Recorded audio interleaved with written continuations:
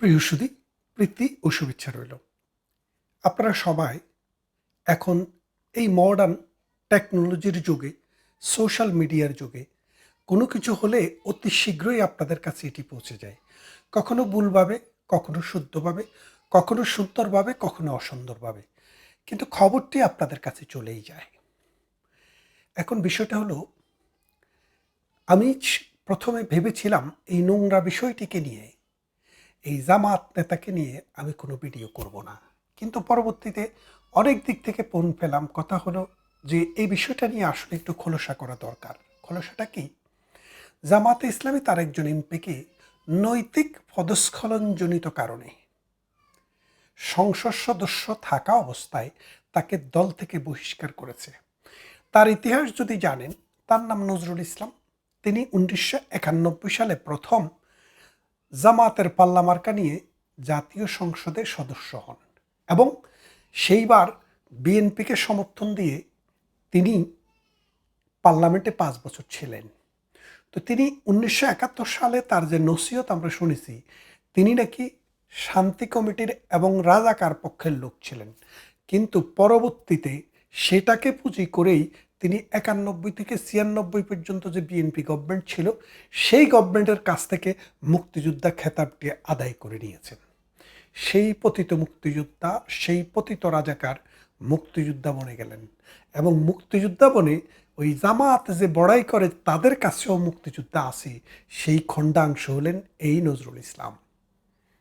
এই নজরুল ইসলাম নিয়ে আমাদের কুমিল্লার নাঙ্গলকোট উপজেলার বাঙ্গড্ডা ইসলামিয়া মাদ্রাসার একজন টিচার, নাম রফিকুল্লাহ আফসারি, বাড়ি সম্ভবত নোয়াখালী। এই নোয়াখালীর এই ভদ্রলোক এই তাকে নিয়ে, তাকে সমর্থন করে, তাকে আল্লাহর পেয়ারা বন্দা বলে লক্ষ লক্ষ ইসলামের মানে প্রেমিক মানুষের কলিজা বলে তিনি ওমর আলী এবং উসমানের জীবনী নিয়ে একটু কাহিনী করলেন। আমরা শুনলাম সেটি। আবু বক্করের জীবন নিয়ে কাহিনী করলেন, আমরা সেটা শুনলাম। আর প্রেগন্যান্ট শব্দটি না বলে তিনি প্রেগনেন্ট শব্দটি ব্যবহার করলেন। মাশাআল্লাহ, ওনার যে জ্ঞানের বহর, সেটা আপনারা দেখে আস্তে আস্তে আরো পুলকিত হবেন, মুগ্ধ হবেন। ডক্টর ইউনূসকে তিনি মানে আল্লাহর পক্ষ থেকে পাঠানো এক ফেরেশতা হিসেবে বর্ণনা করেছিলেন। তো সেই অবস্থায় আজকের বাংলাদেশে দাঁড়িয়ে যে অবস্থাটি চলছে, আমি কিন্তু জামাতকে অন্তত ধন্যবাদ দিতে চাই। এই কারণে যে তারা এই পার্কে এই দুশ্চরিত্র একটা মানুষকে দল থেকে বহিষ্কার করেছে। এটা একটা দিক। আরেকটা দিক হলো, জামাতে ইসলামীর এই নেতা, জামাতের বিচ্ছিন্ন কোনো ঘটনা নয়।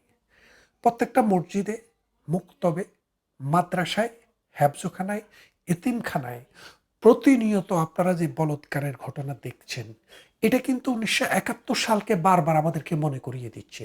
1971 সালে যুদ্ধ চলাকালীন সময়ে জামাতের রাজাকার আল বদর আল শামসরা মানে খুবই শক্তিশালী ছিল এবং তারা সেই সময়ে বাংলাদেশের এই 56,000 বর্গ মাইলে যেখানে যেভাবে পেরেছে নারী পুরুষ নির্বিশেষে ধর্ষণ, খুন, বলৎকারে লিপ্ত ছিল। এটা আমাদের অনেকেই বিশ্বাস করেননি। আমাদের অনেকের কাছে এটা গাল গল্পের মতো ছিল। কিন্তু ইউনূস সরকার ক্ষমতায় আসার পর থেকে আজকে পর্যন্ত যে 2 বছর সময় গেল, এই 2 বছরের ভেতরে জামাত সেটা সত্য বলে প্রতিষ্ঠা করে দিয়েছে। এবং খেয়াল করে দেখেন, আরও একটা এখানে কিন্তু আপনাদের ভয় মুক্তির আরও একটা কারণ। যেই হারে ছেলেকে বলৎকারের কাহিনী চলছিল, এই ঘটনার পর অন্তত পক্ষে বাংলাদেশের মানুষ এটা অন্তত কিছুটা হলেও স্বস্তি পেয়েছে। না, তারা শুধু পুরুষের প্রতি আগ্রহী না, তারা নারীর প্রতিও আগ্রহী আছে। তার মানে এই সামুদ জাতির মতো ওই এই যে লূত আলাইসাল্লামের জাতির মতো সমকামী হয়ে যে দেশ ধ্বংস হয়ে যায়, রাষ্ট্র ধ্বংস হয়ে যায়, আল্লাহর গজব পড়ে যায়, সেটা থেকে মুক্ত হয়ে অন্তত নারীর প্রতি যে তারা একটু চোখ দিচ্ছে, এতে অন্তত ওই ধ্বংস থেকে আপনারা কিন্তু বেঁচে গেছেন বলে ধরতে পারেন। এখন বিষয়টা হচ্ছে, জামাতে ইসলামীর এই ভদ্রলোকে সাদা কাপড় দিয়ে মানে সামিয়ানাটা নিয়ে নারীদের সাথে দেখা না করে এই পাশ থেকে কথা বলেন ওই পাশে শোনা যায়। আর যখন ভেতরে যান তখন আর কিছু থাকে না। দেখলেন তো বিষয়টা। এবং এটাই জামাতের আসল চরিত্র। জামাতের আপনি টপ টু বটম নেতাদেরকে একটু খোঁজ করে যদি আপনি যদি সিসি ক্যামেরা লাগাই দিতে পারেন, আপনি কিন্তু আরো বহু পাবেন। জামাত থেকে এগুলা বাইর হয় কম। কেন কম বাইর হয় আমি বলি। এর কারণ হচ্ছে জামাত একটি ক্যাডার ভিত্তিক সংগঠন। এই ক্যাডারগুলোকে ট্রেন করা হয় যে তুমি তোমার উপরের দিকে তাকাবা না।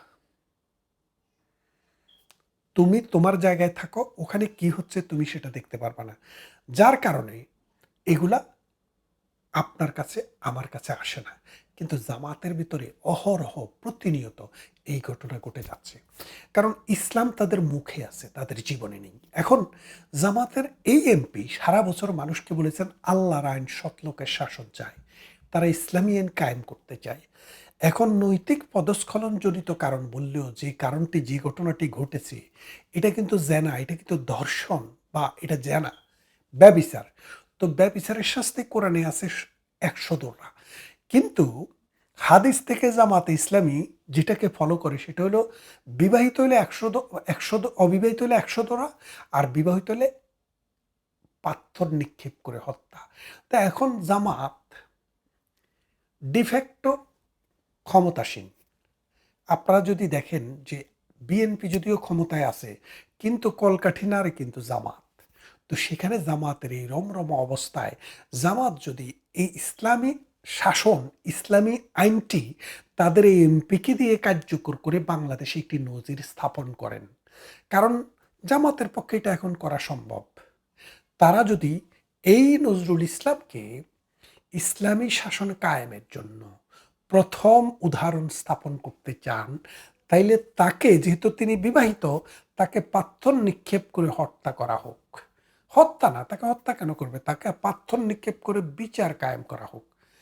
তা না হলে তা না হলে জামাত আর কোনোদিনও ইসলামী আইনের কথা এই বাংলার জমিনে বলার অধিকার রাখে না।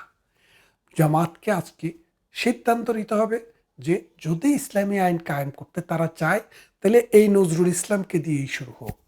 শুধু নজরুল ইসলামকে দিয়ে নয়, জামাতের মধ্যে আরো বহু বাটপার আছে, সকালে এক কথা বলে বিকেলে আরেক কথা বলে। যেমন ওই নোয়াখালীর একটা আছে তারেক মনোয়ার। আহারে, যেই লোক মারা গেছে তার বাপেরও মৃত্যুর আগে সেই স্যামসাং এর সাথে সে দেখা করে আসছে, খেয়াল করে দেখেন। এবং সে রকেটে চড়েছে। খেয়াল করে দেখেন, রকেট কিন্তু ব্যক্তিগতভাবে ভাড়াও দেয় না, রকেট দিয়ে কোনো যাত্রীও পরিবহন করা হয় না, কিন্তু তিনি বহন করে আসছে। এবং কোরআন শরীফে ট্রাম্পের নাম, হাদিসে ট্রাম্পের নাম এসছে, বলে যে এখানে আসছে তারাম্প। এই যে এই মিথ্যা, বানোয়াট, ভুয়া, নৈতিক পদস্খলনজনিত বহু তথ্য প্রতিনিয়ত দিয়ে যাচ্ছে। অক্সফোর্ডের 3 বারের বিখ্যাত টিচার হয়েছে, যেই লোক অক্সফোর্ডও বানান করতে পারে না, সেই লোক বলে যাচ্ছে।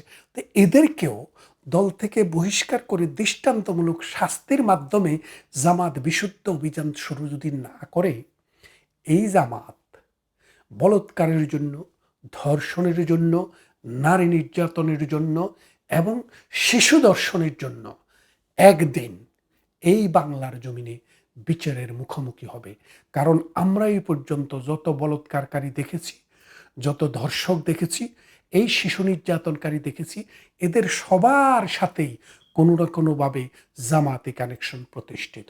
তাই আসুন এই জামাতিদের সত্যিকারের রূপ, সত্যিকারের চরিত্র, তারা মুখে এবং অন্তরে তাদের যে 2 রকমের চিন্তাধারা, সেটা একটু মানুষ বুঝুক, দেশ বুঝুক, তাহলে সমাজ বাঁচবে, রাষ্ট্র বাঁচবে, মানবতা বাঁচবে। ভালো থাকবেন, কথা হবে অন্য কোনো ভিডিওতে।